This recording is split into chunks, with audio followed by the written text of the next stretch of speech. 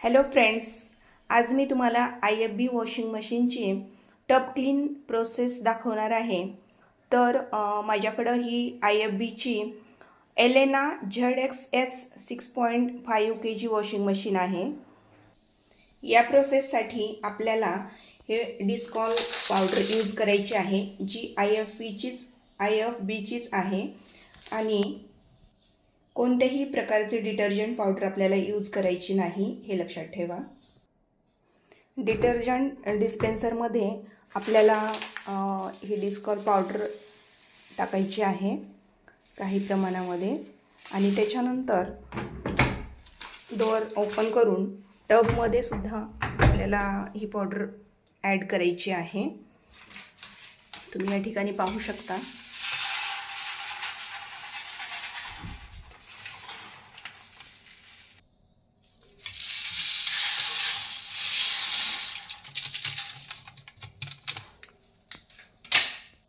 यानंतर डोअर व्यवस्थित क्लोज करून आपल्याला मेन स्विच ऑन करायचा आहे.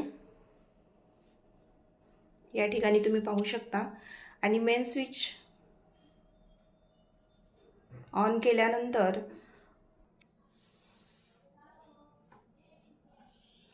आपल्याला रिन्स आणि स्पिनवर प्रोग्राम सेट करायचा आहे.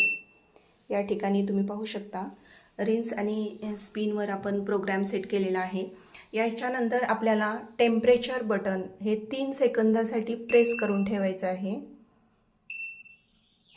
इथं टब आणि क्लीन ऑप्शन येऊन जाईल, आणि मग यानंतर आपल्याला पुश किंवा स्टार्ट बटन ऑन करायचं आहे.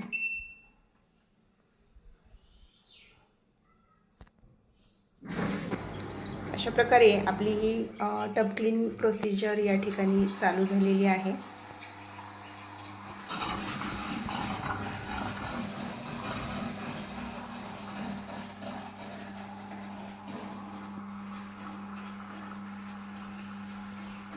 यामुळं आपली वॉशिंग मशीन क्लीन राहण्यास मदत होते.